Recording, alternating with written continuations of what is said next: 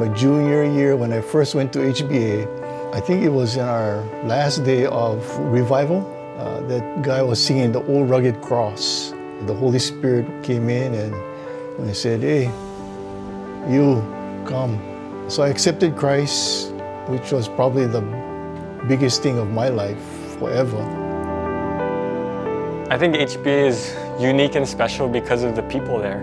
You have your solid teachers, your administrators, and you have families, you know, the Abes, ourselves, who've just been there for generations. And so it's nice to, you know, step on a campus where people, where you have shared history.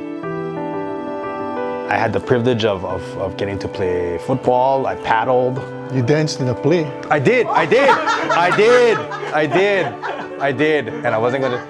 Oh, no. And actually, no. You know, it was good to do that because we were so out of our element. So after graduation, I went to college in Omaha, Nebraska, Creighton University. Just worked for a bunch of dentists, and then finally, I had an opportunity to purchase a practice for myself. And I've been doing that since 2011. Parents are actually, when they ask where I went to school, they're actually, there's like kind of in a different lens, you know, like they'll ask me, where'd you go to high school? And I'd be like, oh, I went to HBA. And they're just so happy because their kids go there. So my experience at HBA was great. I had tried out for Mid-Pac and Iolani and HBA, and I got into all three, but when I spent a day at the campus, I just fell in love with the look of the campus and what you could do there. I just made some really great friendships there.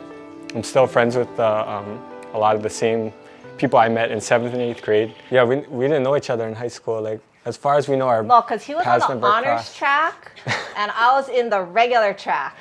And we were in different grades. But I remember at Hope Chapel seeing Kara and her friend Malia Ogino at the time. So since I recognized them, I went over and talked to Kara. For me, it was like a connection right off the bat. Like I knew she was someone special, and that's why we ended up getting engaged within 5 months after dating. And then, yeah, married for 16 years now. When we had kids, you know, we always talk about like, where would you want, you know, our kids to go to? And both of us, ultimately, we wanted our kids to go to HBA. It helped us to get into college and beyond. It prepared us well. Good friends. I mean, and we both came to Christ through HBA. Yep. I believe God really is there, definitely there in the people. So you have that at HBA, but you also have the academics at HBA too. I just think about Mrs. Gomes, 1st and 3rd grade. A little bit tears because she was a really good teacher. She made us feel loved. Stackel?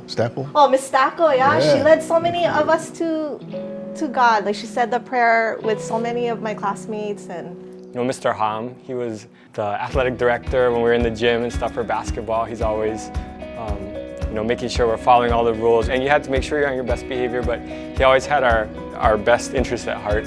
I could always tell, and he was always there for us. He's reliable. Like, likewise, Mrs. Ham too. She's another one that inspired a little fear in class, but at the same time, like, that's what we needed.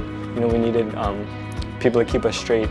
The teachers that give you the hardest time are the ones that care the most. But what I would tell you also is learn to play golf.